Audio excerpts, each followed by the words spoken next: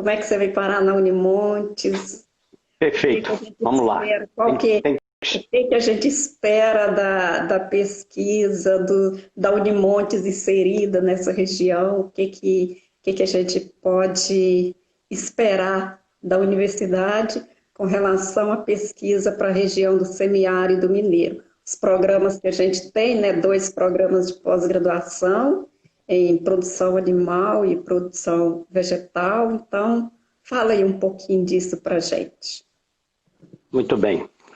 O Dulce, a minha formação é em engenharia agronômica, né? Eu sou engenheiro agrônomo, formado na Escola Superior de Agricultura de Lavras, hoje é a nossa Universidade Federal de Lavras, né?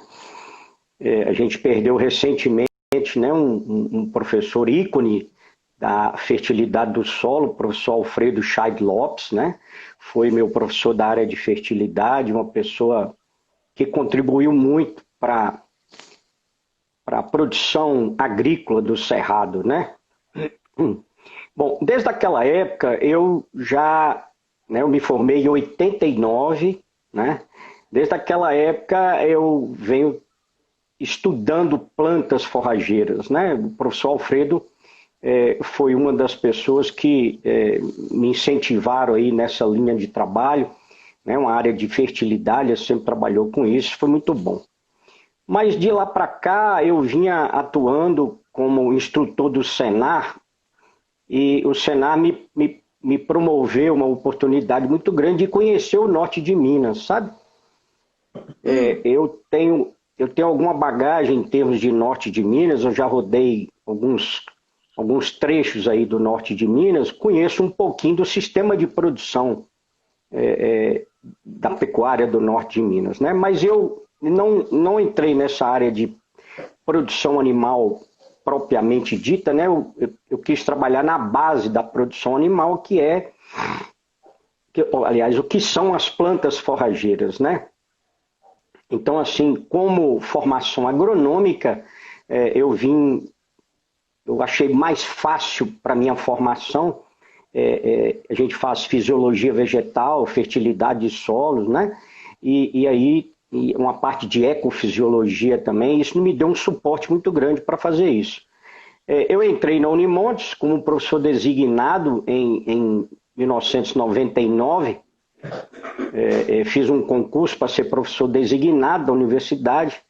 E daí para cá, né, eu fiz o mestrado avaliando isso e não muito distante fiz o doutorado na Universidade Federal de Viçosa, né? Então nós temos alguns colegas aí na live, né? Interessante que tem pela primeira vez, né, eu tenho até o prestígio de uma grande parte da minha família tá aí representada como participante da live, né? A primeira vez que isso acontece. Para mim é uma satisfação muito grande, né? Eles têm uma paciência aí para escutar a gente. Bom, eu entrei na universidade, né, na Unimontes, através de um concurso público, né? O primeiro concurso que teve para efetivação das pessoas, né? Eu fiz o concurso e acredito até que a gente teve a oportunidade de passar nesse concurso em função realmente de conhecer um pouco do Norte de Minas, porque a maioria das questões que a banca me arguiu eram realmente em torno do Norte de Minas, né? Então, para mim, de certa forma, foi uma oportunidade de entrar. A Universidade Estadual de Montes Claros, né? Para mim, eu acredito que para uma grande maioria dos nossos colegas, assim como para você, é uma oportunidade da gente contribuir com o desenvolvimento do norte de Minas, né? Então essa foi minha história pregressa aí, a gente vem atuando nesse sentido, né? É uma honra muito grande ser professor dessa universidade, eu gosto muito dela, a gente briga muito por ela, e principalmente ela, quando a gente fala, né, a gente está falando dos nossos estudantes, né, que a gente tem muito carinho, muito apreço e lutam bastante pela formação deles, né? É nesse sentido aí. Nós entramos, você entrou primeiro que eu, né?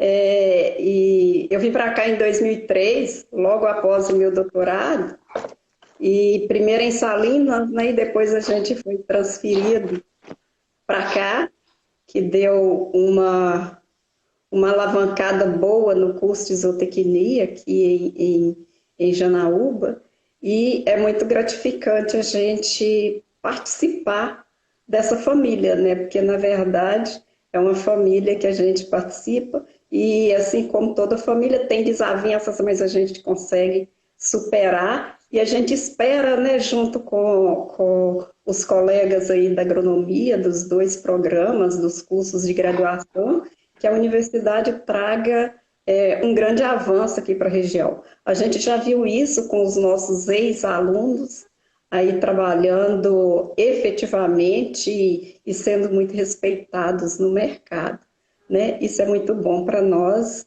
e a gente espera continuar, que essa situação passe mais rápido, né?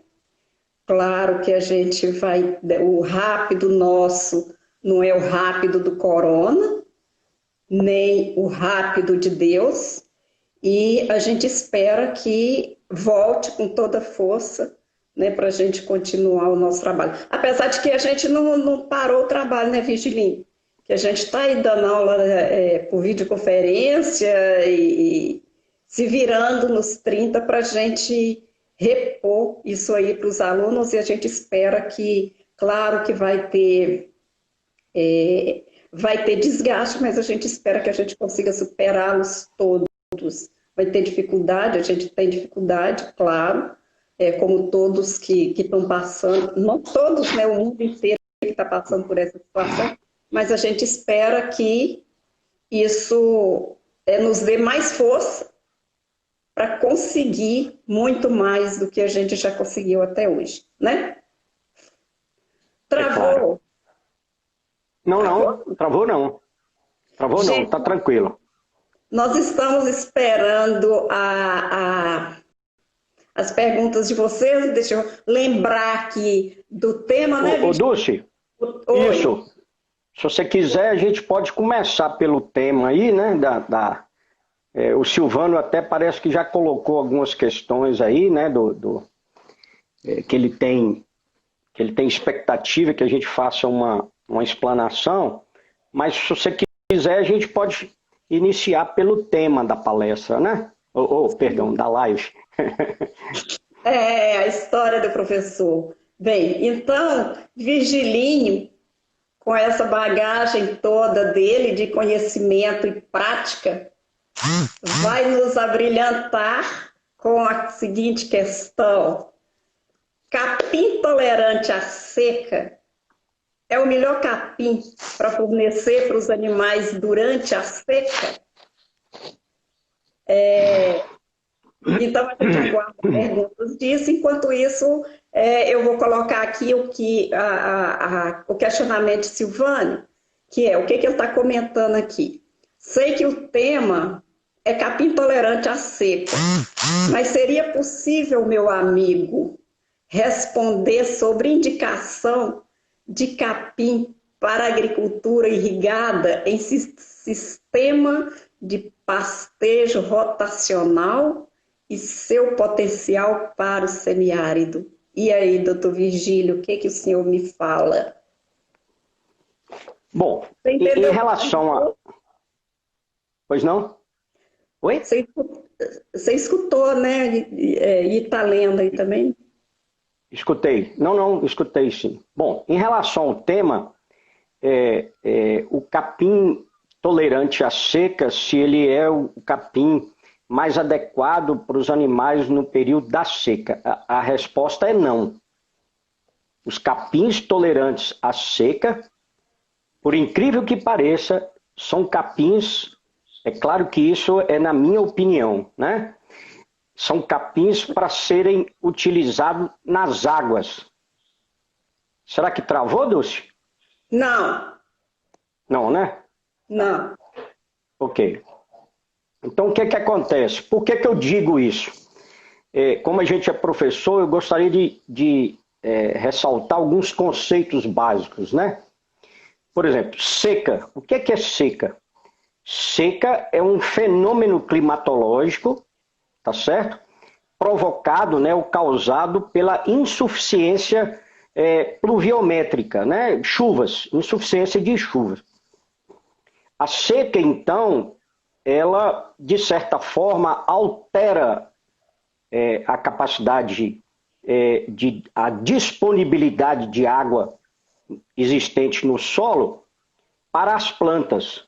Então, a seca, ela pode afetar as plantas, né, os capins, em função de provocar um déficit hídrico no solo, tá certo?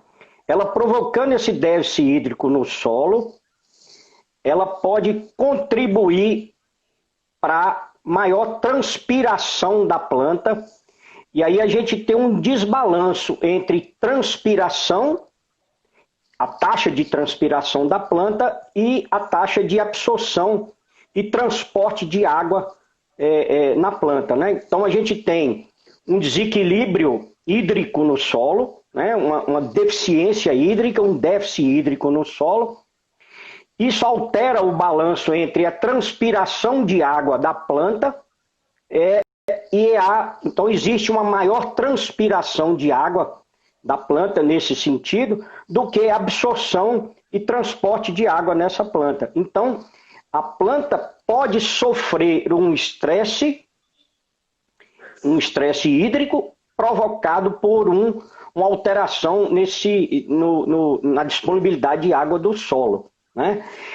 Então, esse é o fenômeno da seca. Por isso que a seca pode afetar o desenvolvimento das plantas, né? Por causa do desequilíbrio em termos de potencial hídrico, né? Ou déficit hídrico, né? Mas como é que a planta ela sobrevive a isso, né? A planta ela desenvolve mecanismos de resistência a esse déficit hídrico. E um desses mecanismos, né, é a tolerância à seca. Tolerar a seca, então, é um mecanismo de resistir ao déficit hídrico. Então, a planta, no caso da tolerância, ela se adapta a essa nova condição e consegue conviver com esse déficit hídrico no solo. E ela vai passar esse período da seca. Mas por que eu disse que os capins tolerantes à seca não são os recomendados para usar na seca? Porque durante a seca, essas plantas elas estão convivendo, né, com esse mecanismo que ela desenvolveu, que pode ser tolerância, pode ser escape e pode ser retardo. São 3 mecanismos de de resistência à seca. Então essas plantas elas estão convivendo com isso durante o período da seca e por isso então elas não estão tão disponíveis em termos de produtividade e de valor nutricional para os animais. As plantas tolerantes à seca elas são para ser aproveitadas durante o período das águas. Entendeu? Entendi. Foi claro nesse sentido? Claro, a gente pode dar alguns... Claro como a luz do sol, Virgili. Então, aí aproveitando isso aí, o Taylor, essa fundamentação sua, o Taylor está perguntando quais os melhores capins para plantar no semiárido tal. A gente não existe um melhor falar disso durante o tempo, né? Isso. Eu comento sempre, né, nos estudantes, a nossa resposta-chave aí é o seguinte, chama-se... É isso aí, depende, né? Nós, como técnicos da área, nós temos que recomendar uma diversidade de espécies na propriedade. Mas a gente pode recomendar, e a gente deve recomendar, eu sempre cito para os alunos, que nós temos, a recomendação seria de pelo menos 3 espécies dentro da fazenda. Para a área de semiárido, uma delas é o búfalo, a outra delas é o andropógon, tá certo? E se as pessoas quiserem trabalhar com o gênero pânico, né, a gente recomenda o capim maçai, e a braquiária entraria aí as duas mais novas braquiárias que o mercado tem disponível. O cultivar BRS Paiaguás e o cultivar BRS Piatã. São plantas, esse rol de plantas aí, são plantas que têm uma certa tolerância à seca e o norte de Minas pode conviver com essa situação. Por que eu estou recomendando isso, Dulce? É até uma recomendação, né? É uma sugestão e uma recomendação. Porque essas plantas, elas têm mecanismos, né? De tolerar a seca. Veja bem, o capim andropógon é um capim que tem um desenvolvimento de sistema radicular muito grande. Isso auxilia a planta a captar, né, a buscar água em maior profundidade.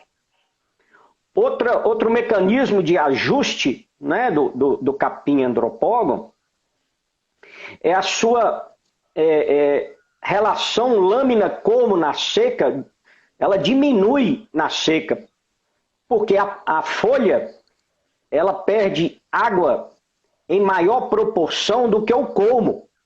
Então, se a planta tiver muita folha durante esse período de seca, essa planta vai ter uma grande perda de água, né? Na verdade, ela vai transpirar muito, né? Eu estou falando perda de água, na verdade, a terminologia correta seria transpiração, a taxa de transpiração, né? A planta transpira, em sua grande maioria, pelos estômatos, né? E elas estão na folha. Então essas plantas elas perdem um pouco das folhas no período da seca como mecanismo de conservar aquele pouco de água que ela tem dentro dela para se manter ao longo aí do período de seca.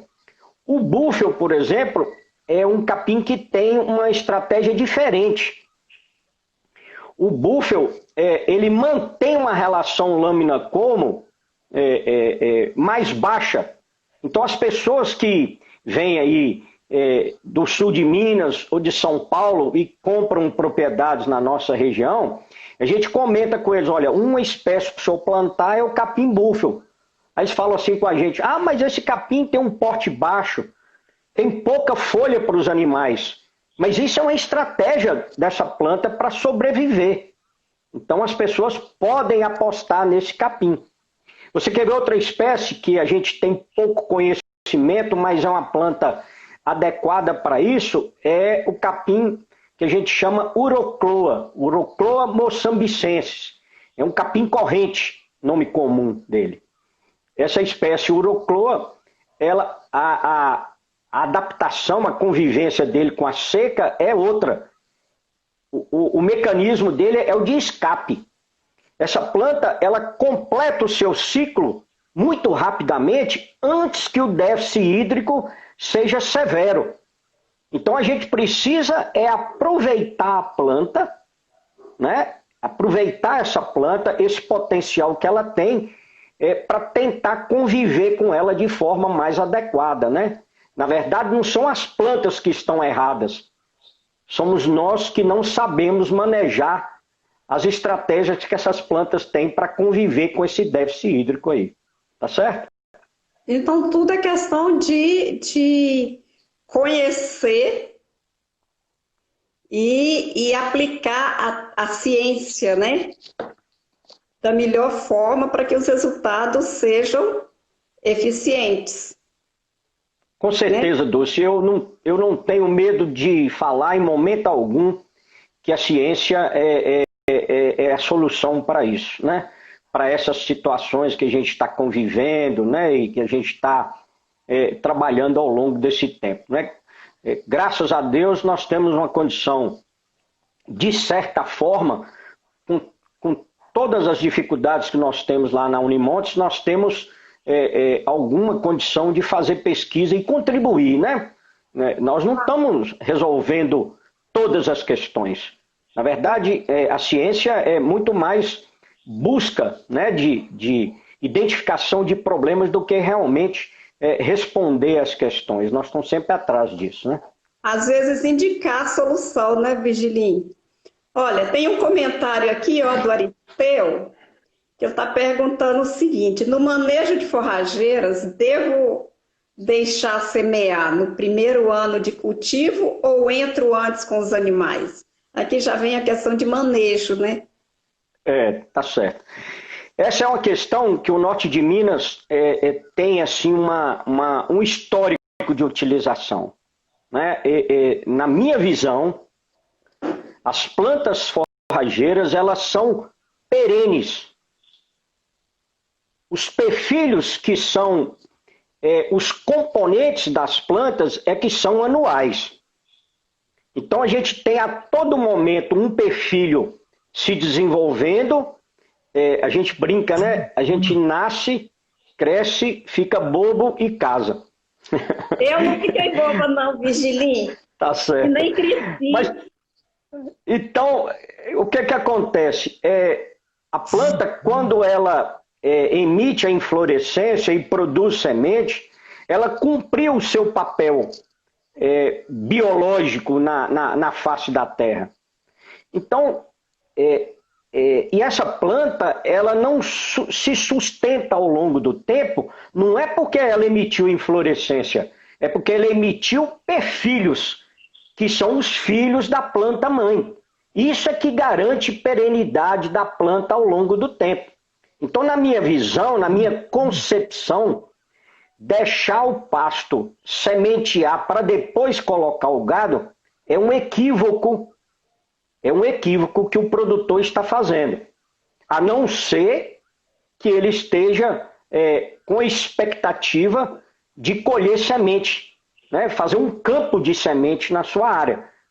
Mas para os animais, né, o Aristeu que perguntou aí, eu acredito que isso é um equívoco, né? Eu não conheço trabalhos científicos que identificaram que a planta que nasceu, por exemplo, em 2021, é proveniente de uma semente ou de um pasto que ele deixou sementear, né, agora em 2020. Tá certo? Entendi. A gente sabe que algumas forrageiras montam, elas conseguem estruturar um banco de sementes no solo. E muitos produtores falam, eu preciso garantir esse banco de semente. Mas nós somos pesquisadores, né? Infelizmente, a gente acredita só nos resultados da pesquisa. E eu não conheço pesquisas nesse nível aí que o Aristeu perguntou. Então, continuando aí com o Aristeu, é porque surgiu aqui uma pergunta que eu acho que ele fez também, que eu acho que dá para encaixar aí. Eu estou perguntando assim, então, se tem deixa eu ver se eu entendi o que você colocou, que forma um banco de sementes no solo, certo? Então, se eu plantar, a pergunta dele vale a pena, então, misturar as espécies na mesma área? Por exemplo, Urochloa e Braquiária? Se eu misturo as duas sementes e sementeio o pasto, o que eu vou ganhar? Isso. Ô Dulce, essa questão aí que o Aristeu... lógico. Essa questão que o Aristeu colocou aqui é uma questão, foi um questionamento muito bom. Nós podemos ficar aqui umas 3, 4 horas discutindo sobre isso. Ô, Jesus! É verdade. Tecnicamente, nós não recomendamos cultivar mais de uma espécie na mesma área. Mas você sabe por que nós não recomendamos isso? Porque nós somos ignorantes em termos de manejo de plantas associadas. Então, uma linha de trabalho, uma linha de pesquisa que nós da Unimontes vamos desenvolver agora é exatamente nesse sentido. Eu conheço pastos no norte de Minas que sobreviveram a essa última estação de seca que a gente passou, né, de 2005, 2006, perdão, de 2015, 2016 até 2019, foi um período muito grande de seca. Eu conheço pastos no norte de Minas, onde foram estabelecidos Andropógon e Braquiária, Andropógon e Búfalo, e esses pastos eles têm se sustentado muito bem ao longo do tempo. Por quê? Aí ele pergunta... Oi? Por quê? Por causa do sistema... Isso é ignorância.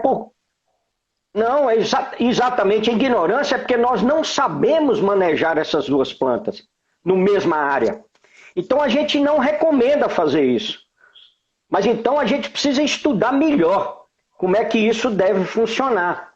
E isso pode ser uma estratégia para o desenvolvimento da área de forragicultura do norte de Minas, tanto para a área de bovino, tanto para a área de equino, que é a sua área, né, mais específica, bovino de leite, bovino de corte.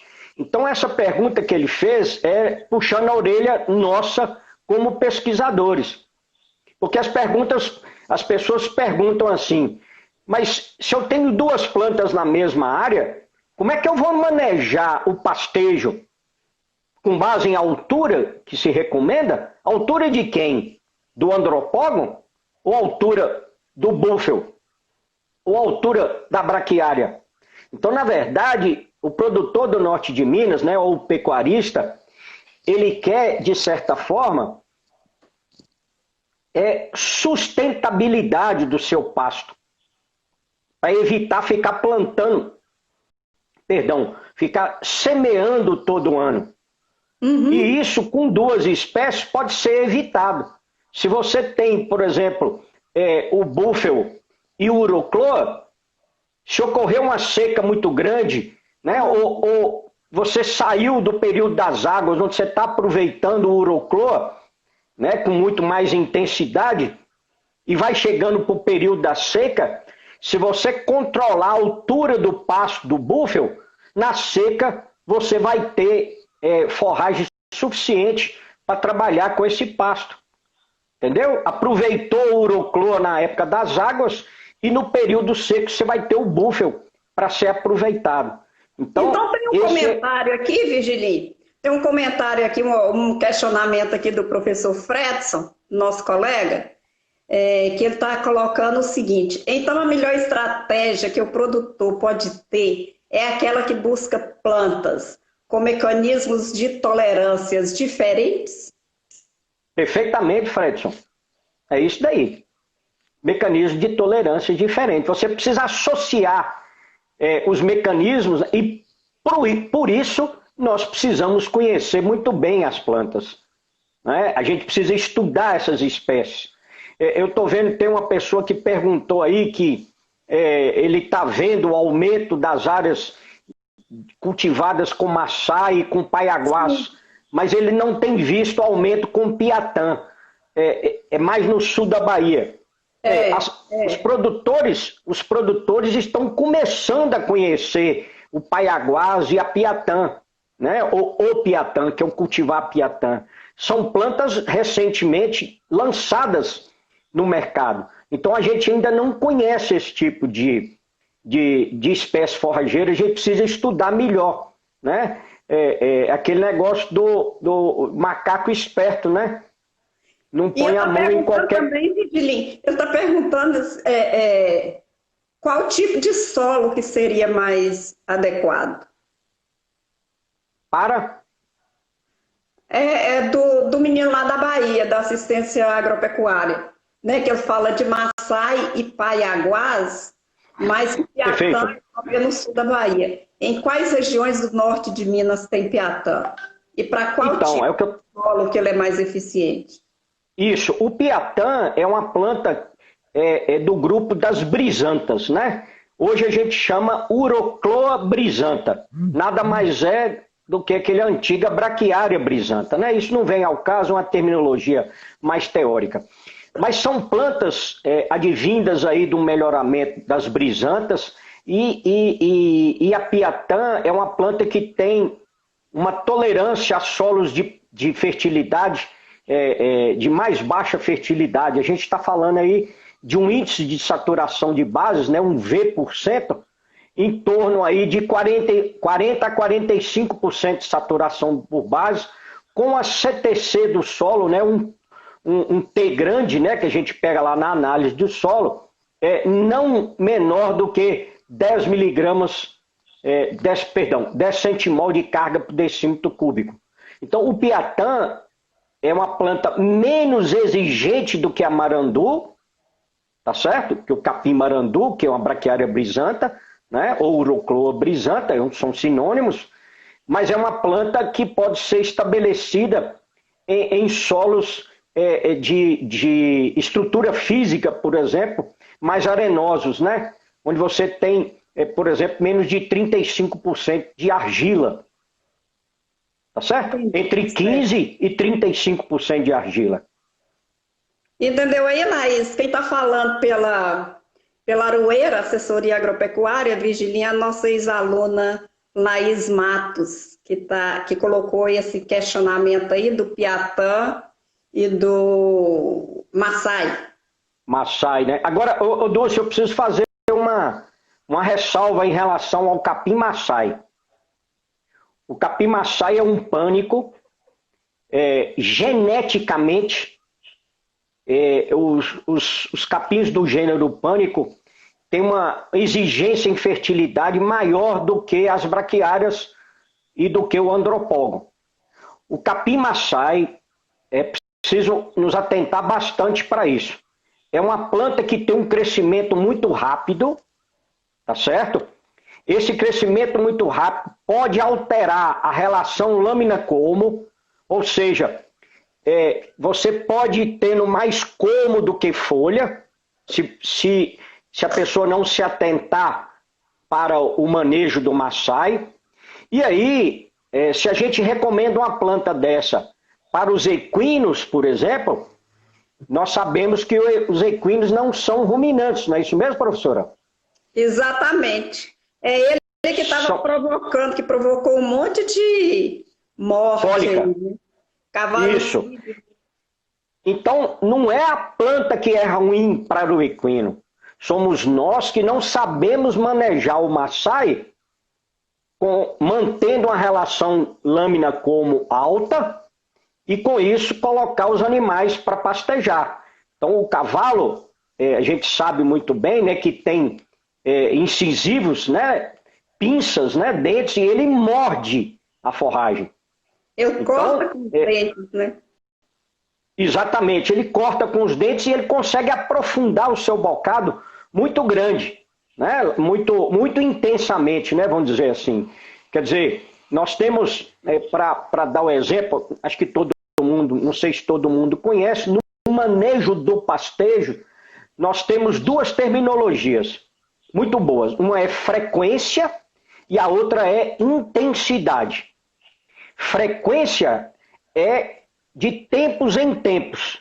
E intensidade, ela é maior ou menor conforme o pastejo ou conforme o aprofundamento do bocado do animal. Tá certo?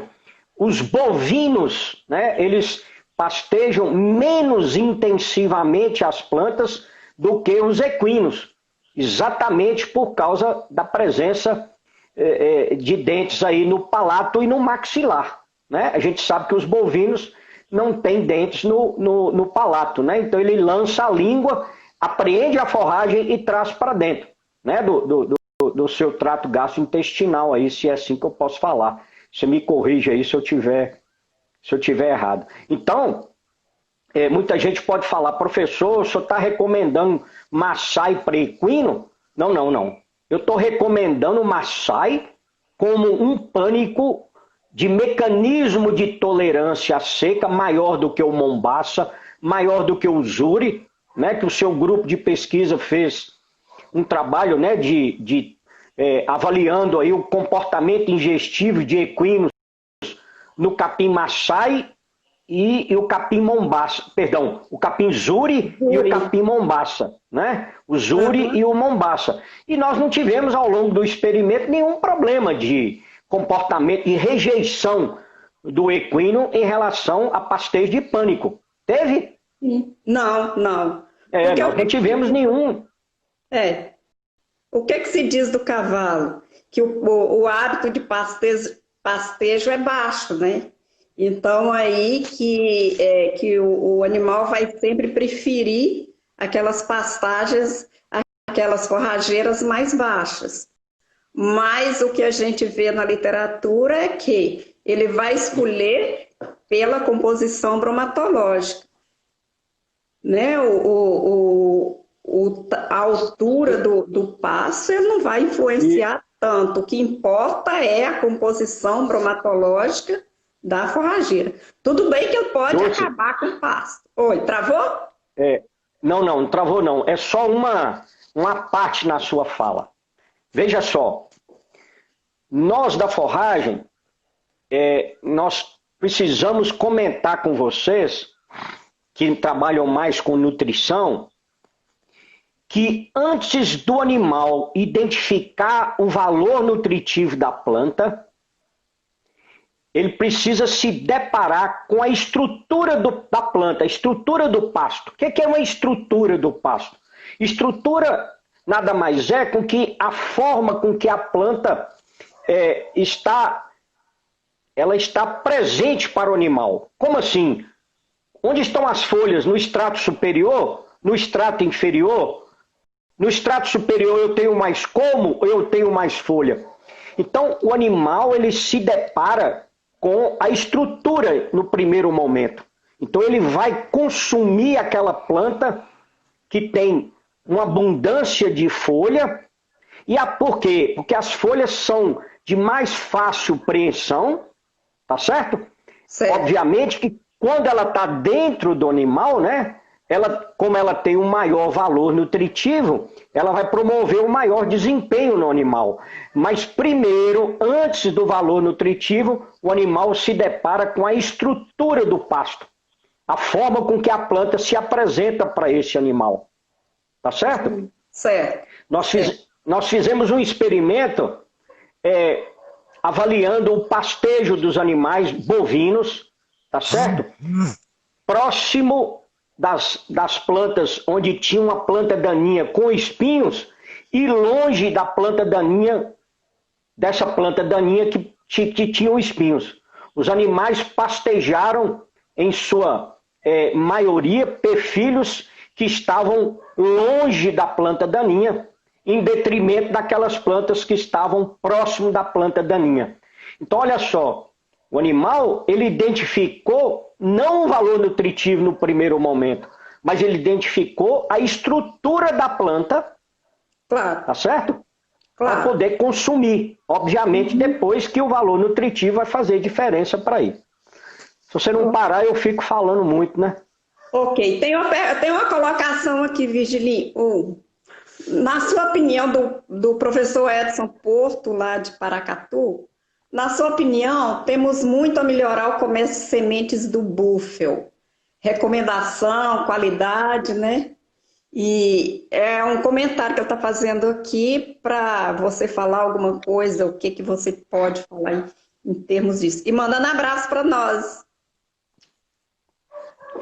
O professor Edson Porto, Dulce, um abraço para ele também, né? É uma das promessas da Universidade Estadual de Montes Claros, aí, uma das novas promessas na área de forragicultura e pastagem, né? O professor Edson está se qualificando como doutor lá na Itapetinga, né? E faz parte do nosso time, assim como a Coraline, né? Está lá em Lavras, né? Que eu estou vendo, ela entrou aí. São promessas muito grandes. O Edson na área de forragem, a Coraline provavelmente na área de manejo e nutrição de animais. Mas o Edson fez uma colocação muito boa em relação ao búfalo, né? A gente está participando de um trabalho com o professor Tiago da UFMG aqui em Montes Claros. Nós recebemos 200 sementes de diversos cultivares de búfalo dos Estados Unidos, recentemente. A gente fez colocou essas plantas para germinar, né? Essas plantas, quando chegam no Brasil, elas têm que ficar de quarentena. Essas plantas não, perdão. Essas sementes, elas têm que ficar de quarentena. E o pessoal do Ministério da Agricultura, que faz essa quarentena, para avaliar se as plantas têm alguma patogenicidade ou não, antes de ser cultivada no Brasil, eles precisam fazer a quarentena dessas sementes. E aí eles nos ligaram aqui em Montes Claros para perguntar quais seriam os métodos de quebra de dormência do búfalo, porque senão a gente tinha só 200 sementes, e como é que, se eles tirassem algumas sementes e perdessem essas sementes lá, nós íamos ficar sem sementes, sem cultivares aqui para serem testadas, né? Então, o mercado de semente de búfalo, ele precisa melhorar bastante. A dormência do búfalo, né, é uma estratégia da planta de convivência com o período de estiagem, né, com o déficit hídrico. Invariavelmente, as pessoas que plantam búfalo no primeiro ano nunca formam o pasto no primeiro ano. Eu digo nunca, né, assim, porque a palavra nossa da agronomia e da zootecnia, das ciências agrárias, depende. Mas a grande maioria não forma o pasto no primeiro ano, né? A gente tem uma grande dificuldade de estabelecer esse pasto no primeiro ano. Tudo isso devido à quebra de dormência. Eu acho que uma saída para o mercado de sementes do búfalo é lançar sementes com tratamento de quebra de dormência, assim como é feito aí com as braquiárias, para lançar no mercado. Ok. Tem uma pergunta aqui, Virginia, do Júnior. Do Júnior. O índice pluviométrico é muito diferente nesta grande região norte de Minas, possibilitando a utilização de diferentes cultivares? Falou tudo. É isso aí. Nós temos... É bom que seja dito, né, que nós estamos numa região que a gente chama de ecotonal. O ecótono é uma localidade, né, uma região de transição. Nós estamos entre a transição do Cerrado e a Caatinga. Tá certo?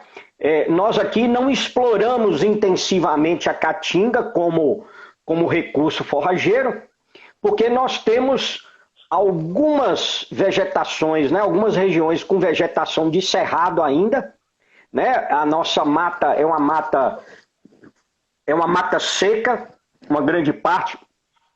Ela é decídua, né? As folhas caem em determinada época do ano, mas nós temos algumas localidades na mesorregião do norte de Minas, por exemplo, que se assemelha à Mata Atlântica, como aí uma parte da sua terra, né? Uma parte lá de Rubim, né? Uma parte do Vale do Jequitinhonha. Então ele falou certo. De certa forma, a nossa região está incluída na região do semiárido. Um dos critérios para ser incluída na região do semiárido é ter uma precipitação média ao longo aí de 30 anos, o professor Silvano ou o professor Mauro, se estiver assistindo aí, pode me confirmar isso, né? De 800 milímetros de média. A gente teve anos que, por exemplo, Montes Claros chove 1.200, 1.500 milímetros. Então aqui há a possibilidade da gente cultivar espécies forrageiras que se adaptam a essa condição pluviométrica. Então eu sempre bato na tecla com meus estudantes, toda vez que vocês voltarem para casa, né, num período de férias, principalmente agora na pandemia que a gente está enfrentando, é conveniente que vocês estudem a região que vocês estão trabalhando. Estudem como? Eu fui dar uma palestra em Montalvânia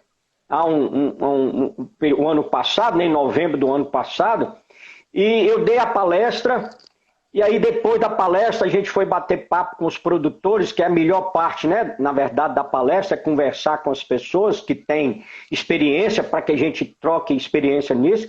Ele falou comigo assim, e é um produtor que tem uma grande propriedade lá. O professor, mas que coisa, o senhor conhece nossa região mais do que a gente que está aqui dentro.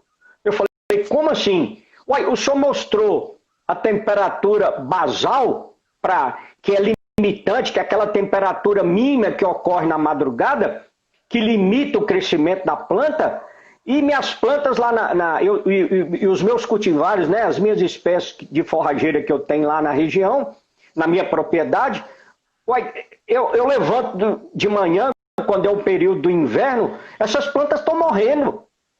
E o senhor está comentando isso aí comigo, eu nunca parei para prestar atenção nisso. Então, a gente precisa conhecer, né, como é que é a precipitação, como é que se comporta a temperatura, a umidade relativa do ar, porque isso afeta a qualidade aquilo que do solo, né, Virginia? Exatamente. A gente precisa fazer análise de solo. A gente vai publicar um trabalho que a gente tabulou aí, uma série de resultados de análise de solo para estabelecimento de pasto do banco da EPAMIG, né? Nós estamos com um trabalho aí, você participou de uma dessas monografias, né? O que se confirmou, por exemplo, deficiência de fósforo, generalizada no norte de Minas, na região do norte de Minas. Mas nós temos regiões do norte de Minas com fósforo acima de 100 miligramas por decímetro cúbico. A pessoa pode ensacar.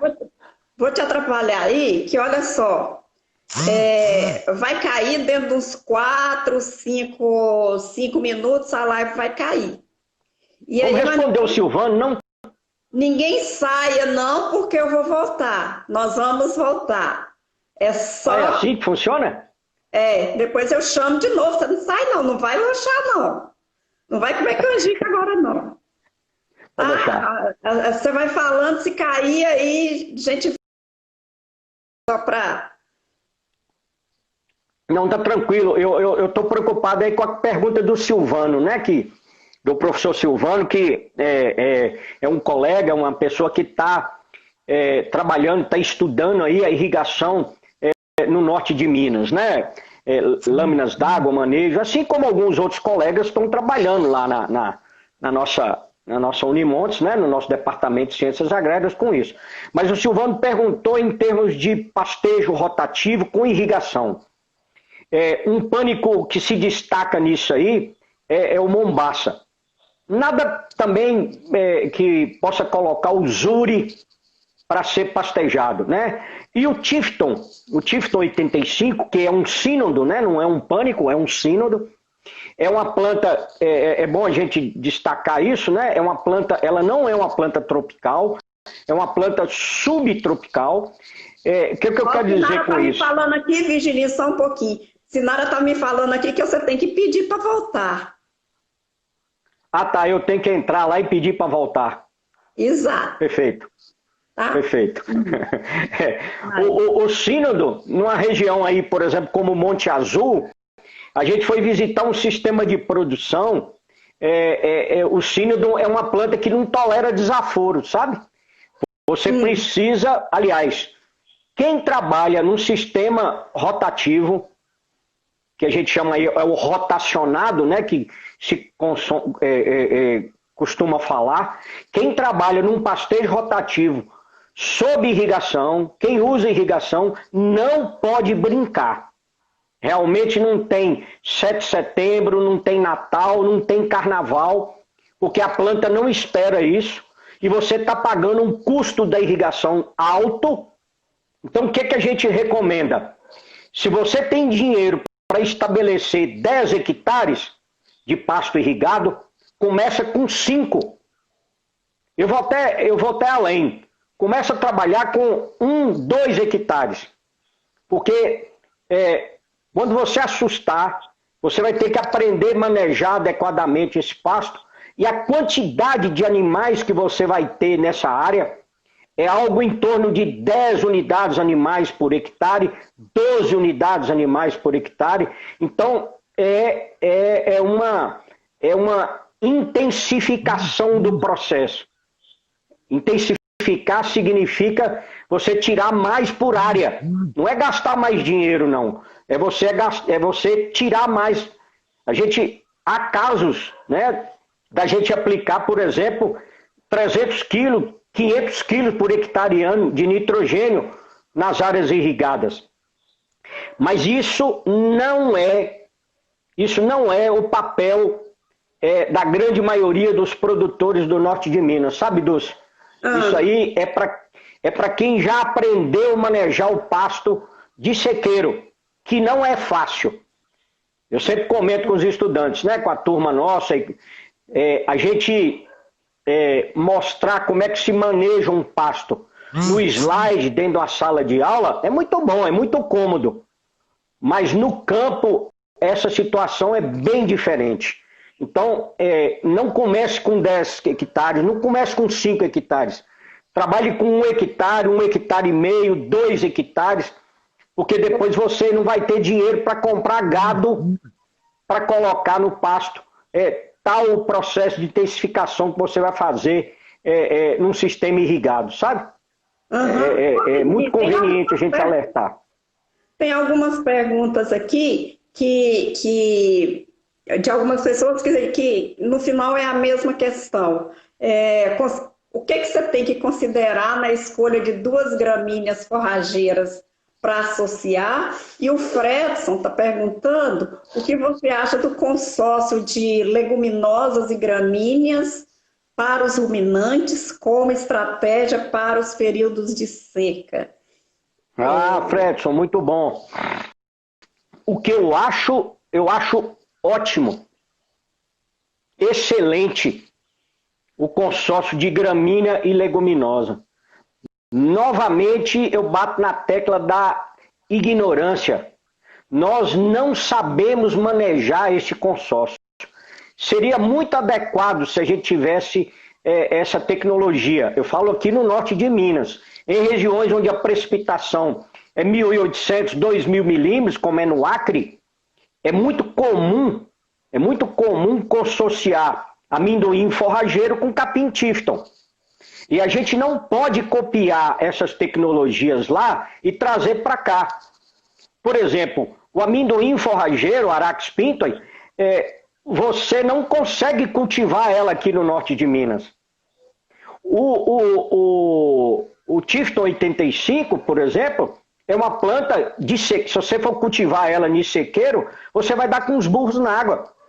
Então nós precisamos desenvolver essa tecnologia do consórcio. A tecnologia é apropriada, é ótima.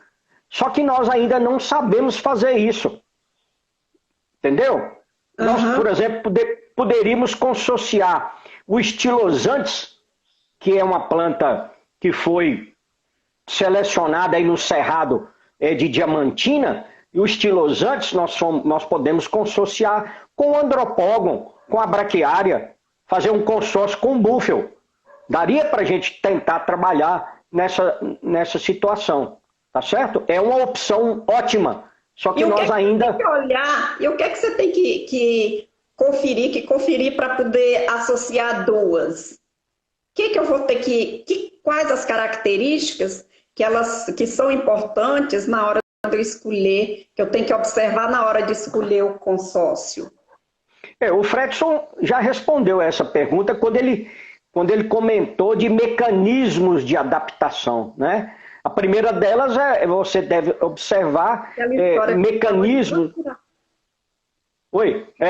mecanismos de adaptação, né, de tolerância à seca diferentes. É o caso de uma gramínea e uma leguminosa, por exemplo. Tá certo? Os animais, no período das águas, eles vão consumir, né, mais, assim, de forma mais intensa a gramínea, e no período da seca eles vão consumir mais intensamente a... Ô, Dulce, eu estou tentando entrar aqui pelo Zootecnia, Unimontes, mas você não está me aceitando aí, não. Aí eu entrei pelo Vigílio Gomes 16. Está muito baixo, filha. O PGZ parece que não aparecia para você aí, né? Não, não, é porque aparecia, mas você entrou da primeira vez por Vigilim, eu estou esperando Vigilim, quase que eu clicava no PPGZ, eu falei, mas e se for outra coisa? Hein? Você fica com uma papai. Fui eu. Tá. Ô Dulce, Oi. vamos aproveitar aí, eu tô vendo muita gente aí, o meu ex-orientado, o Luiz Henrique, também está lá terminando o doutorado, lá em Itapetinga. Tô vendo o pessoal ali o Marquinhos, foi nosso ex-aluno ali de Brasília, de Minas. Menino do céu, tem gente demais aí a Cecília, olha a Cecília Guial, Vinícius, olha, tá todo mundo na turma aí, Cláudia Aroca. Tem uns colegas meus, Vigilino, da veterinária da época que eu estudava. Tem colega meu, Vigilino, da época que eu estudava, para você ver. Nem vou falar o ano, né? Não posso falar. É muita gente boa aí, menina. Que é isso, né? Olha... Você tá só falando e não está prestando atenção nas pessoas que estão entrando, mas tem muita gente boa. Tem muita gente, tem vários ex-alunos. Tem um Aristeu aqui, que eu não sei quem que é Aristeu. Aristeu é seu colega? Foi seu colega? Não estou me lembrado. Pode ser... Esse Aristeu que está aí, ele falou que para mandar um abraço pro até Vicentão tá aí, ó. Pois é, Vicente tá aí, eu tô cobrando a live dele. Ó, tem gente de Mato Verde. Ontem.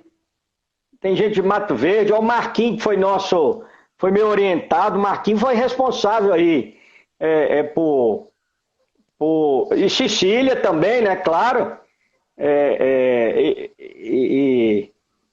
Marquinhos foi responsável. Nós trouxemos uma planta forrageira tolerante à seca chamada Atriplex nomuria. Ave Maria, isso é nome, parece. Nem vou falar o nome que parece.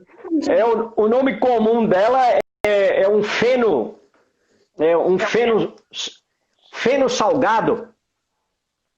Feno salgado? Ela tem uma capacidade de absorção de sais, né, de solos que acumulam sais, né, principalmente sódio, e ela deposita isso nas folhas. É uma planta altamente tolerante à seca, né? Aí você pode cortar ela e fazer feno, e esse sal pode ser aproveitado para os animais, né? O professor Fredson, eu vou até propor a ele um trabalho com ovinos nesse sentido aí, né? Mas essa forrageira deu certo aqui em Pai Pedro, que diz que aí é sal puro, né? Exatamente. Nós fomos a Pai Pedro propor um trabalho com a Embrapa, com a Copasa. Nós fomos propor um trabalho para a Copasa. A Copasa faz um tratamento de água de poços, na verdade, poços artesianos, né? E aí, para poder, ela faz o tratamento, retira os sais pela metodologia de osmose reversa, e isso sobra um rejeito com a água muito dura, né? Uma água cheia de sais. E ele estava jogando em cima do solo lá em Pai Pedro. E aí nós fomos lá e propusemos a eles, né? Nós fomos com a equipe aí, o professor Marcos Condo estava, o professor Silvano. Nós propusemos a ele para que a gente pudesse fazer uma área de piscicultura com tilápia, criar nessa área de água de rejeito, e dessa água da piscicultura a gente fazer uma irrigação com plantas, com o Atriplex, e do Atriplex criar ovinos como uma forrageira para alimentação desses ovinos, e vender o ovino e a tilápia e tornar um sistema autossustentável. Mas infelizmente... A tilápia já sai temperada. A tilápia já sai temperada e o ovino também. Só que a Copasa, infelizmente, a coisa não avançou. O diretor de tecnologia, o diretor de ciência da Copasa, ele mudou e aí a pessoa que estava lá utilizou isso para outras situações, né?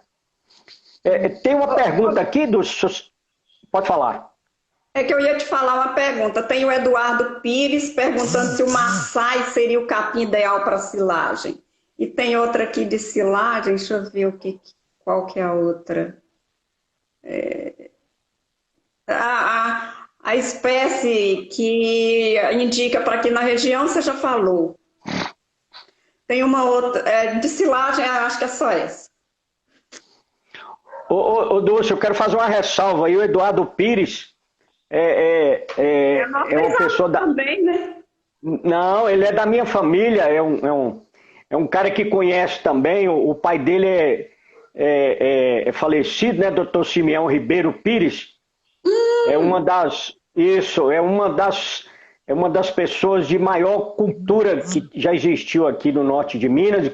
Conheci o norte de Minas como poucas pessoas, tem vários livros escritos nesse sentido.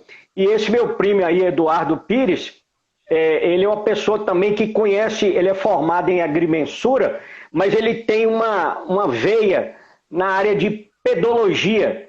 Então ele conhece alguns minerais do norte de Minas e sabe, inclusive, de algumas jazidas, né, esparramadas aí no norte de Minas. Um abraço, viu, Du?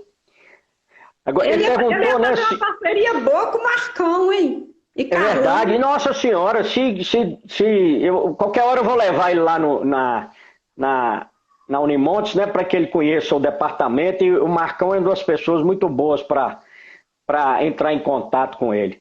Olha só, o capim-maçai não é uma das melhores plantas para se fazer uma silagem, sabe?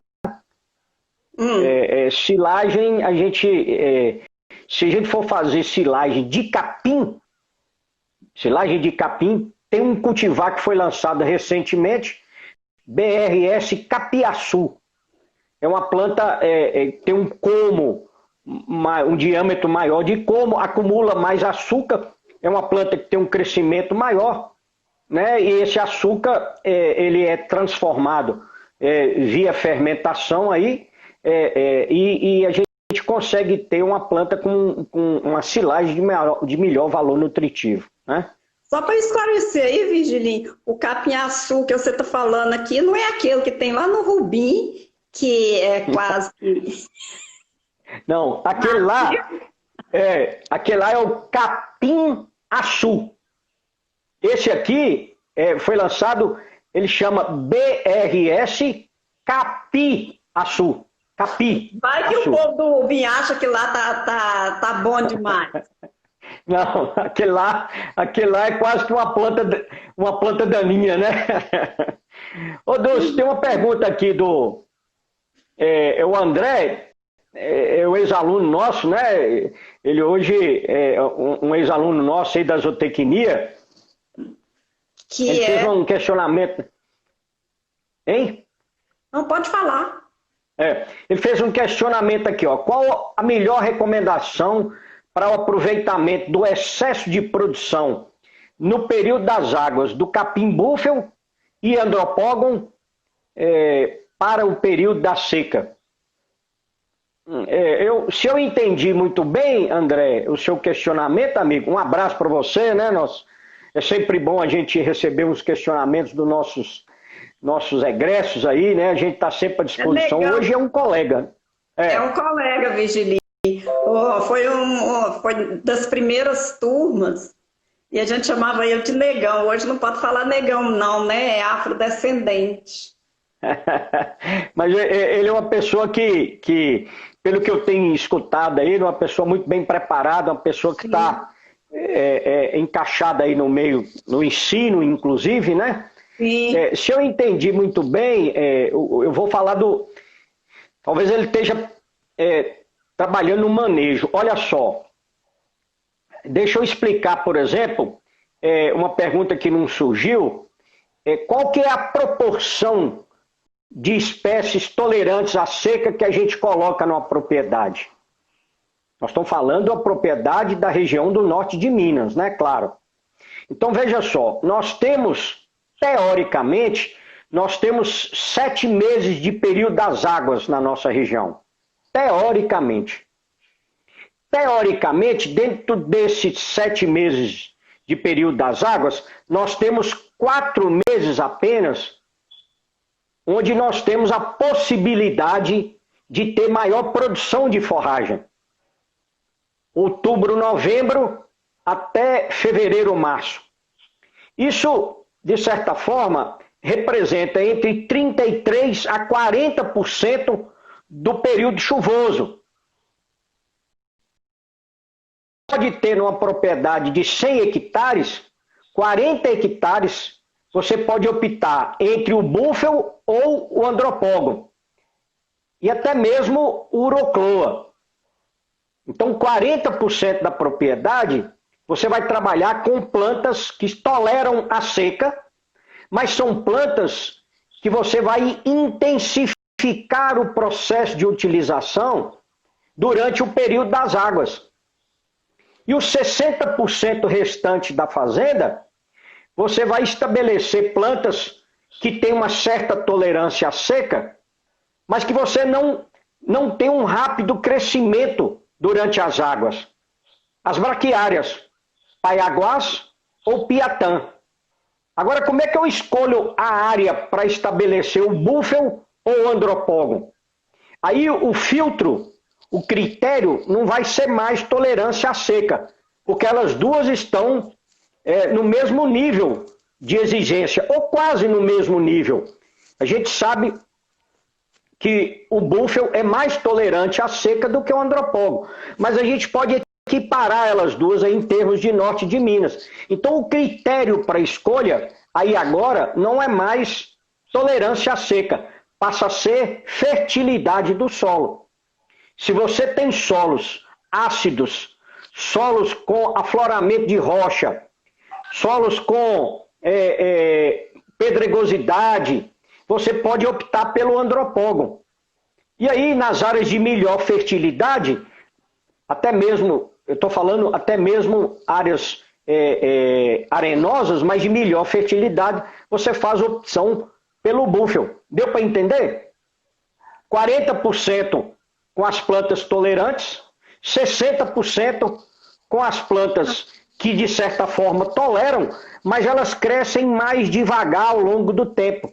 Então você intensifica numa área menor, mas você vai colocar mais animais nessa área menor, no período das águas, e vai, de certa forma, trabalhando com um pastejo menos intensivo nas braquiárias. Quando chegar fevereiro, março ou março, abril, você rebaixa o pasto da braquiária, aplica nitrogênio e deixa ele diferir para você utilizar no período da seca, a partir de junho, julho, agosto e setembro. Esse é o sistema de produção, na minha opinião, mais conveniente para a nossa região do norte de Minas, sabe? É intensificar no período das águas as plantas tolerantes à seca e não intensificar tanto as braquiárias para deixar elas acumularem forragem para a gente, sob a forma de pasto diferido. Pois não. Entendi. Ô Virginie, tem uma outra pessoa aqui que Sinara está me falando quem que é. O Ian. Você sabe quem que é o Ian? Ian... é da nossa Unimontes, Ian. Trabalha no nosso grupo de forragem, não? Iranzão. Irã Borges de Oliveira. Iranzão. Esse é um colega também. E tá ali, Ian, e eu assim, li a pergunta dele, ele fez perguntas, eu li, você respondeu, mas quem é Ian? Aí Sinara explicou aqui que é o Irã Borges e que tá mandando abraço para nós. Tá vendo, pessoal, como é que você... Ele tá em Sete Lagoas, né? Ele está na UFVJM, né? Não é lá não, em perdão, São João del Rei. Rei. Perdão, o Instituto de São João del Rei. O Irã também é um colega nosso, ele é um grande conhecedor do norte de Minas. E agora, mais recentemente, ele tem investido, né, na propriedade que ele tem aqui no norte de Minas, o pouco tempo que ele tem disponível para isso, e ele está montando um sistema de produção para aposentadoria, né? Ele vai trabalhar com animais em recria na aposentadoria, né? Ele está insistindo inicialmente com a fase de cria e a gente está teimando com ele para ele trabalhar na fase de recria. É uma das poucas pessoas também que tem um conhecimento de norte de Minas muito grande, sabe? Ele é um colega do AB, né, na área de grandes culturas, né? Trabalha muito com milho, sorgo, milheto, para a área de conservação, né, para a produção de silagem, e cana-de-açúcar também, né? O Irã é um pesquisador dessa nossa que a gente pode contar aí com essa área do norte de Minas. Além de ser um colega, né, uma pessoa muito chegada aí nossa, né? Ele é um parceiro aí no processo. Bons tempos do alojamento, né, Virgílio? É verdade, né? Alojamento lá da nossa Unimontes, dessa nossa querida Unimontes, naquela época, aproveitando a construção do Bico da Pedra, com muriçoca, com escorpião. Nós não vamos falar, nós não vamos falar disso, não, nós vamos falar da laje aí, né? Então tá, Virgílio. Tem um pessoal aqui perguntando do Zuri irrigado, a Ana Maria. Depois eu faço a pergunta do Aristeu. Aristeu, tem uma outra pergunta aqui para você, mas eu vou esperar você responder essa aqui, do Zuri irrigado e rotacionado. E vamos ver se você pode falar das duas. Deixa eu ver se tem outra aqui. Não, a outra é do BRS Capiaçu Picado Verde no Coxo. Então tá. Então a Cíntia está perguntando do BRS Capiaçu. E a Ana Maria querendo saber que o pessoal está usando o Zuri irrigado e rotacionado por aqui. O que você tem a falar? Se você tem algum comentário sobre isso. Como é que eu não entendi a pergunta dela? Ela quer saber se... Ela só fez um comentário Certo. O quê?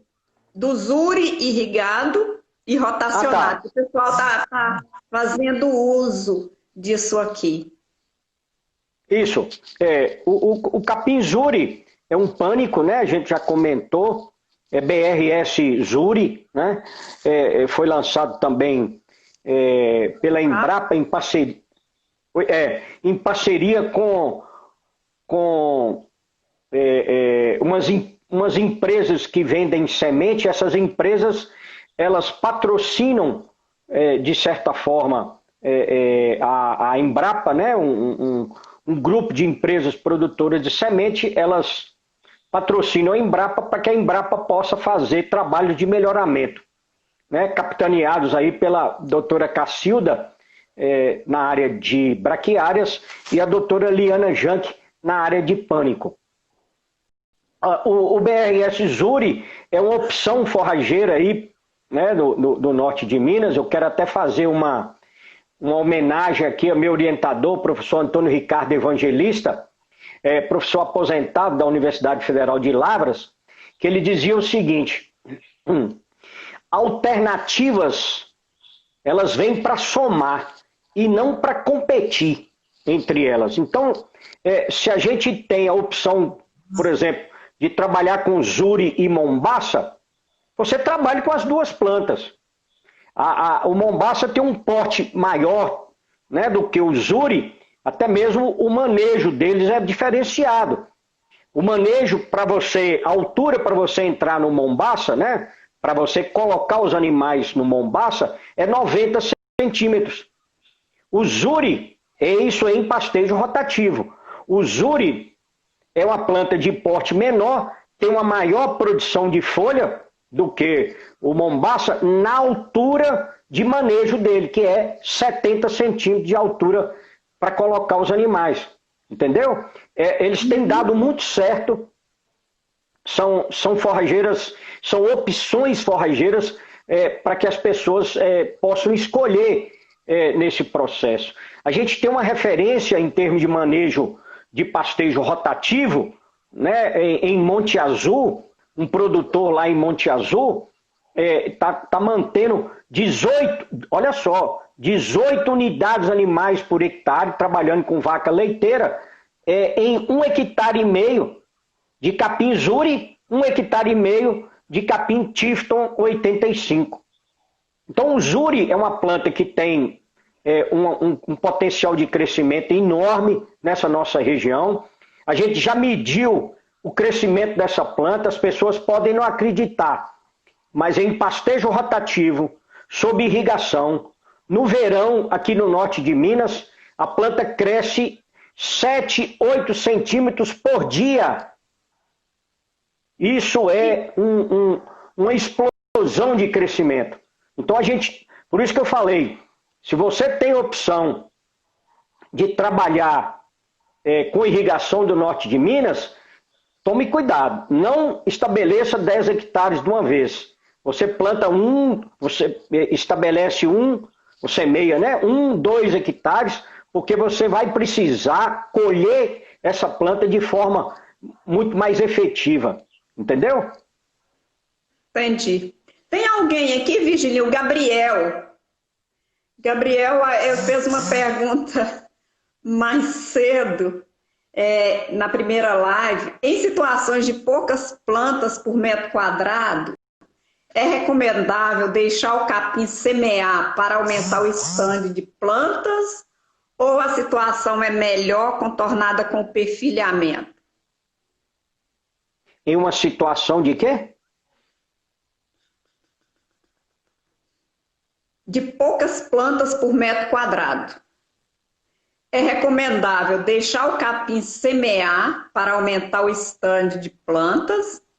Ou a situação é melhor contornada com o perfilhamento?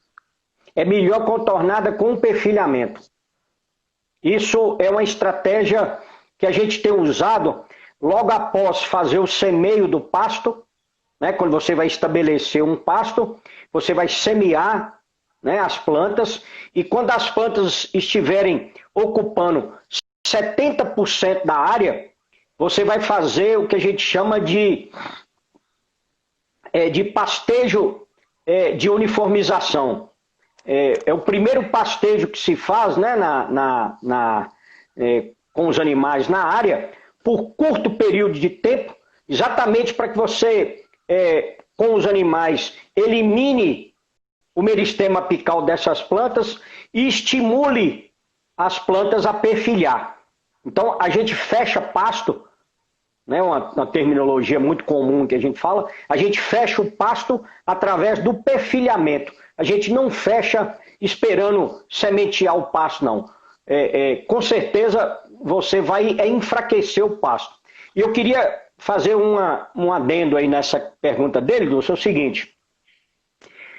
Você vai colocar nesse pasto, como ele está novo, você vai colocar animais que têm um peso mais leve, animais de 6, 7 arrobas recém-desmamados, por curto espaço de tempo.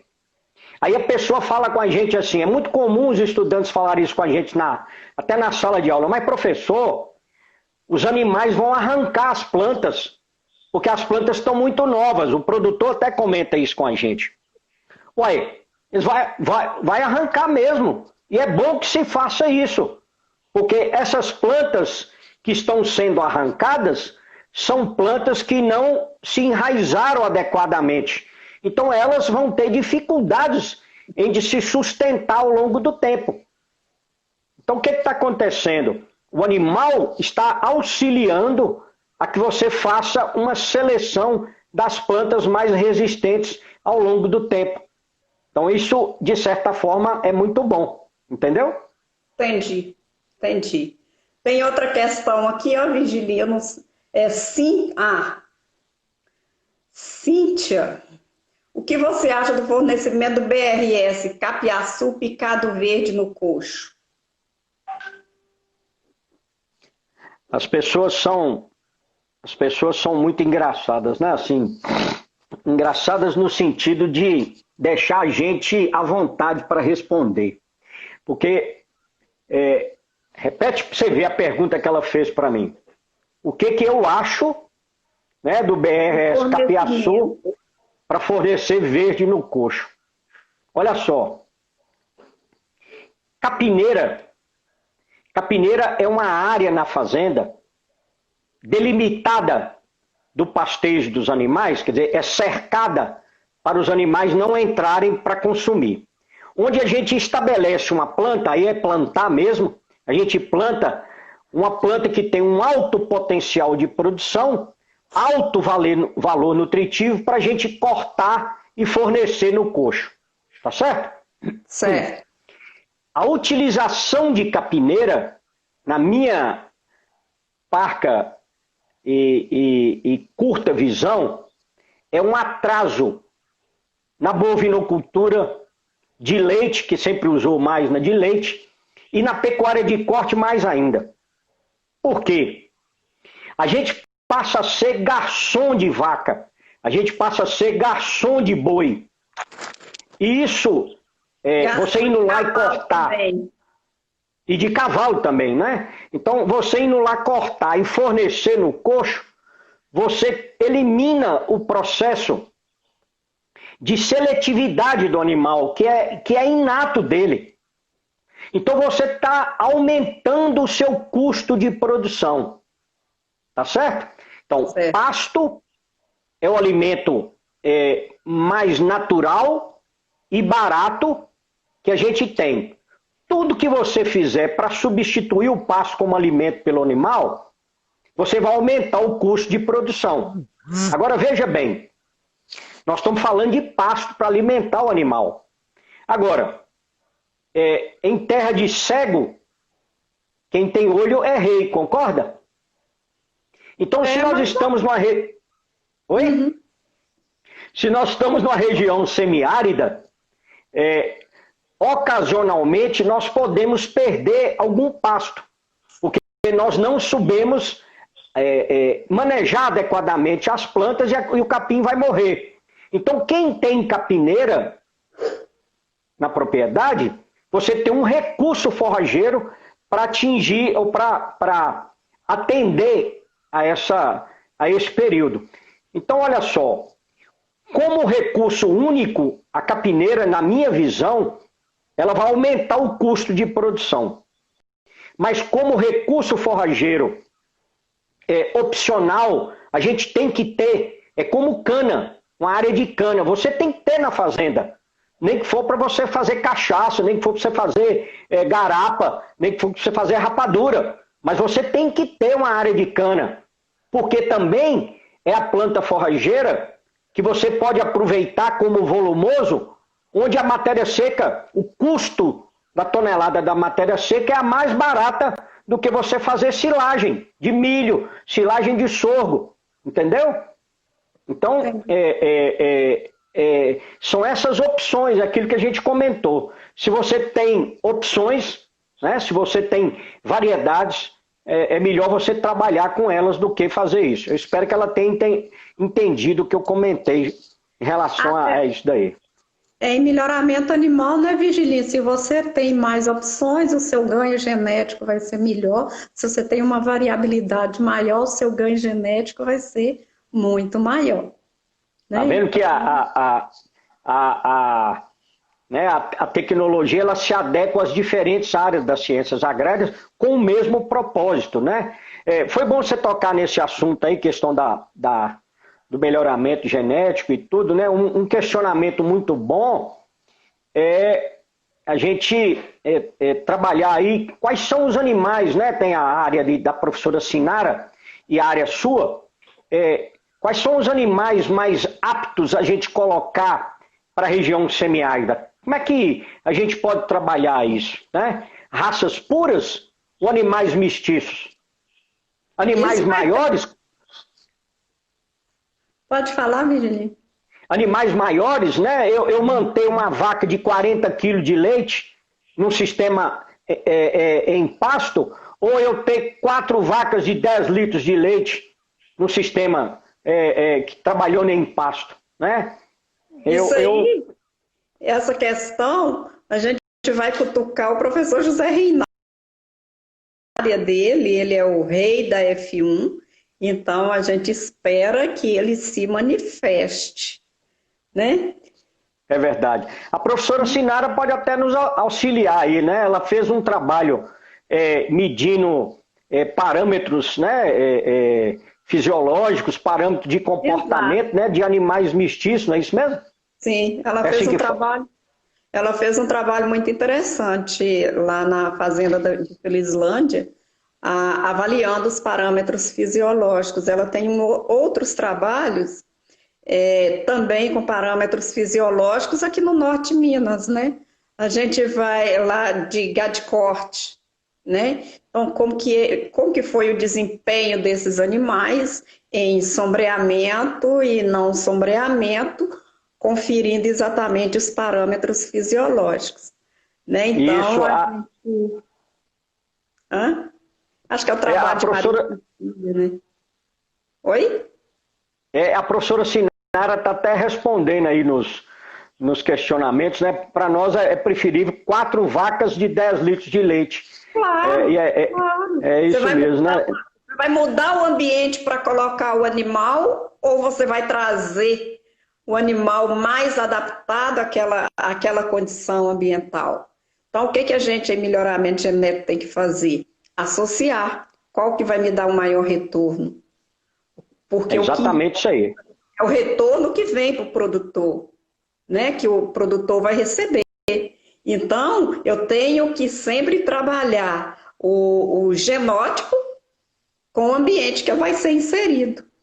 Se eu tenho animais mais produtivos e que exigem um ambiente melhor, claro que eu vou ter, se eu tenho aquele ambiente. Agora, se eu tenho que mudar o ambiente para receber aquele animal, é questionável, né?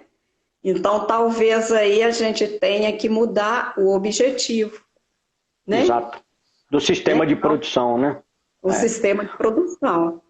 Ô, Dulce, eu respondi aí a Cíntia, que você comentou, né? A Cíntia Madureira, né? E ela está agradecendo aí, Virgínia, ela está agradecendo e que queria muito escutar a sua opinião. A Cíntia, Dulce, é uma colega nossa, agora eu estou me lembrando se é a Cíntia mesmo, né? Um abraço para você, Cíntia. Muito obrigado por fazer a pergunta e a gente ter a oportunidade de discutir isso, sabe? A Cíntia, ela trabalha no IMA hoje, né? Ela é sua colega, ela é médica veterinária, né? E ela trabalha... Olha lá, tá respondendo, é isso mesmo aí. Ela tem muito conhecimento do norte de Minas também, né? Acredito que o questionamento dela foi para a gente poder discutir nesse sentido aí, né? Um abraço para você, muito obrigado aí pela oportunidade. Ela está na Emater, é mesmo, é verdade, me desculpe. Eu falei IMA, na verdade é na Emater, isso mesmo. Um abraço, Cíntia, obrigado. Ô, Virgínia, a Heloísa, eu não sei se é a Heloísa da Epamig, não sei qual que é a Heloísa.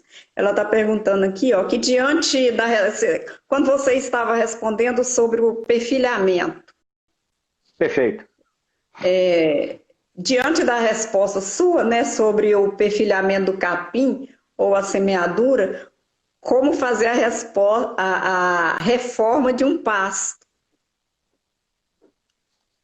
Ah, tá.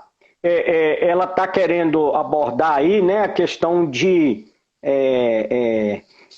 aproveitar o processo de perfilhamento do pasto, né?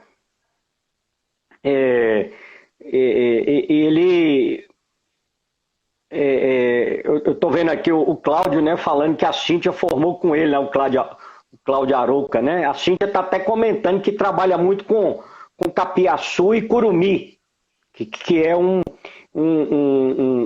peniceto aí, foi lançado recentemente, né? Um peniceto do grupo dos capins elefantes, né? Mas olha só, Dulce, A questão da reforma do pasto, é bom a gente falar que tem uma diferença, nós técnicos, né, falamos entre reformar e recuperar. Reformar é quando você vai fazer um trabalho, as plantas... A Heloísa é minha cunhada, é Oliva Gomes. Aí, Ló, um abraço para você. Muito obrigado aí por estar participando da live. A gente reforma ou recupera. Quando você reforma, a gente está falando que você vai trocar a espécie forrageira. E quando a gente vai recuperar o pasto, a gente aproveita, faz operações agronômicas, né? Para que o pasto, para aquela espécie que esteja na área, ela tenha condições de ter sustentabilidade ao longo do tempo. Então, a reforma, dependendo do estande de plantas que você tiver, basta aí um manejo da fertilidade do solo para você estabelecer novamente o sistema produtivo daquele pasto. E a reforma, aí você vai ter que trocar a espécie. Trocar inclusive, a espécie é porque Pode falar. Inclusive fazer análise do solo, né? Perfeitamente. Para identificar isso daí, né? Como é que está? Porque a gente tem degradação do pasto, quando a gente tem perda de vigor, né? Perda de vigor, perda de o estande de plantas, número de plantas por área. E a gente também tem a degradação do solo. Aí a gente passa por um processo pior ainda, que aí a gente está perdendo partículas, a gente está perdendo nutrientes e recuperar aquele... Quando a gente entra no processo de degradação do solo, é muito pior, porque aí as práticas agronômicas para isso são muito mais caras, né? O professor Marcos Condo e o professor Luiz Arimura trabalham nessa área no nosso departamento, né? Então eles prejudicam aí, eles podem contribuir mais com isso aí. Então olha só, se você quer recuperar aquela área, para estimular o perfilhamento, a gente faz uma avaliação do estande de plantas. Se você estiver trabalhando com braquiárias, se você tiver em torno de 20 plantas por metro quadrado, é um sinal de que basta você agora mexer na fertilidade de solo, você vai recuperar aquela área. Se você estiver trabalhando com pânico, o número de plantas por área é maior, 50. Aí você vai garantir o perfilhamento com o manejo da fertilidade para restabelecer aquela área. Entendeu? Então, agora, recuperar... Pode falar. Pegando esse gancho seu aí da fertilidade, da análise do solo, Gessé, nosso ex-aluno também, obrigada, viu, Gessé? O que ele está perguntando? O índice pluviométrico associado com a análise de solo em mãos possibilita utilizarmos a cultivar mais apropriada com menor custo de implantação, haja visto o alto custo de adubação? O Gessé é um ex-aluno nosso, né? Foi meu orientado, desenvolveu um trabalho brilhante com Buffel. Quando eu voltei do doutorado, a gente estava com essa questão aí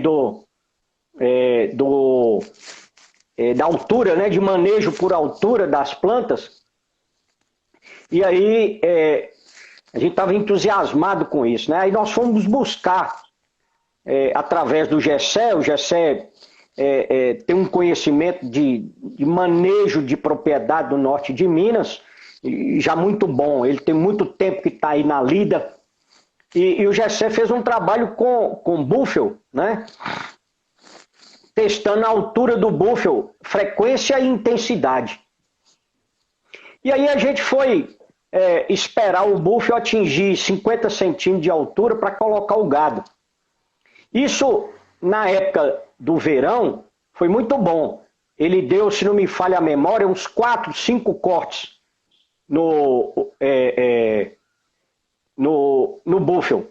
Agora, quando chegou o período da seca, a gente demorou 150 dias entre o primeiro corte e o segundo corte do búfalo.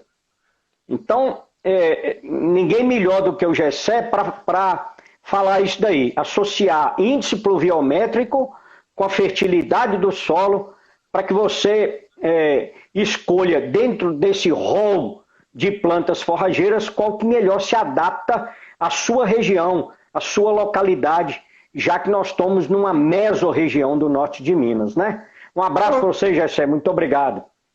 Ok, Virgilinho. Então, só a última pergunta, porque Perfeito. já vai cair novamente, daqui a pouquinho cai. É o Aristeu, esse bendito Aristeu. Ele quer saber, quer ver? Ele tá perguntando aqui qual que é o melhor capim para cavalo. Melhor capim para cavalo? A resposta é? A resposta é depende, Aristeu. Depende de qual região do norte de Minas que você está. Né? Se você tiver, eu não sei se eu vi aí que você é, por exemplo, de Tabocal, né? Da região de Tabocal, a região de Tabocal tem áreas de cerrado. Um bom capim para essa região e que equino se dá muito bem, é isso aí, Vinícius, depende mesmo. É o andropógon. O andropógon, os equinos pastejam o andropógon muito bem. Agora, você vai ter que associar para o pastejo do andropógon bovinos nessa área. Por quê? Porque a tropa, né, não vai dar uma lotação adequada para manejar sempre baixo esse andropógon na sua área. Então você vai ter que fazer uso de bovinos, né, para aumentar a taxa de lotação nessa área, para cortar o andropógon e manter o andropógon sempre baixo. Agora, se você está numa localidade onde tem alta fertilidade, o que é alta fertilidade? Eu sempre falo para os alunos. Alto, baixo, depende do seu potencial de referência. Se for nós então, dois, está lascado. Pronto. Tá aí uma comparação boa. Se você tiver numa área de alta fertilidade e for sequeiro, né, se você não estiver fazendo uso de irrigação, pode ser um pânico, né? Se for uma região que não tem tanta deficiência de água, você pode usar muito bem o Uzuri. Pode usar o Maasai, tá certo? Que são plantas aí para isso. Agora, se for irrigado num sistema de alta fertilidade, o melhor para os equinos são as gramas. O Tifton, a grama Giges, né, o vaqueiro, os cultivares aí associados aos sínodos. Ok? Ok. O problema do qual que você falou? Do andropógon para cavalo é exatamente isso. Como que o pasto fica depois. Aí vai formar aqueles eu posso falar cana, Virgílio? Pode, claro. O talo alto, e aí pode trazer problema, né? Digestivo para o animal. Exatamente. Não só digestivos, mas aquele talo seco e comprido pode chegar até os olhos do animal e provocar aí algum incidente desagradável. Né? Ô, Dulce, é bom a gente comentar rapidamente, né, que o pasto para o cavalo, ele tem, de certa forma, 3 funções básicas, né? Fornecer nutrientes e fibra, tá certo? Concorda comigo? A outra é uma parte mais social, né? Porque o cavalo é um animal atleta, ele está sempre correndo, né? E ele escolhe uma área. Ó, a Iana aí, ó. Iana é nossa ex-aluna, é doutora hoje, nossa colega, está lá de Araçuaí, terminou o doutorado em terminou o doutorado na UFV, né? Um abraço, Iana. Muita saudade aí da gente trocar figurinhas e conversas aí, né, André? É muito bom a gente ver essa turma, viu? Mas olha só, Dulce, então a gente tem o papel de nutrição, né? Trazer nutrientes e fibra para o animal, tem o papel que o animal ele precisa correr, ele está sempre correndo, está sempre andando, ele escolhe uma área no piquete também, né, que a gente chama de bosteiro, né? O animal ali ele não pasteja, ele escolhe para defecar e ele passa até 16 horas por dia, em média, né? Os trabalhos seus, do seu grupo mostrou isso para a gente. O animal está sempre pastejando, ele pasteja, corre, né? O animal está isso. E o lado psicológico também do animal, né? O animal, ele está sempre... É um animal que não pode ser criado totalmente em baia, né? O animal acaba morrendo por estresse, né? Ou até mesmo consumindo aquilo que o trabalho seu mostrou lá, né? Consumindo ar ao longo do tempo é uma manifestação de estresse desse animal aí, né? Então a pessoa precisa entender. Pode falar. Por que pasta muito? Porque o estômago dele é pequeno. Então, a capacidade do estômago do cavalo é muito pequena. Então, por isso que ele anda o tempo inteiro buscando alimento. Porque ele tem que suprir as necessidades dele. Né? Então, por isso que ele anda o tempo inteiro. E quando você fala que ele corre, a gente vai mudar o nome disso aí, Virgilinha. A gente vai falar que o animal tem, o desempenho dele é diferente de produzir leite. O animal é atleta. Para isso. Só que o que o homem fez? Então, no trabalho nosso, o que a gente encontrou? No trabalho de Camila, da monografia de Camila, o artigo deve estar saindo agora. Nós encontramos que o cavalo em pastagem, em pasto, não posso falar pastagem, em pasto, ele pasteja 18 horas. Ele gasta em torno de 18 horas pastejando. Em processo de pastejo. O ósseo dele é pequena, né? É exatamente por isso, porque o estômago é pequeno e ele necessita de suprir, né? E a fibra é fundamental. A fibra que vai me falar que seria assim o equilíbrio entre saúde e doença. Então, se o animal não recebe fibra de boa qualidade, ele vai ter um problema tanto psicológico, se eu estiver na baia, ou digestivo. Né? Então, a qualidade da fibra ela é fundamental para o cavalo, que ela só vai ser digerida lá no seco, né? O seco do cavalo é funcional. Então, a gente tem esses cuidados, né? Que são importantes aí no fornecimento do volumoso para o cavalo.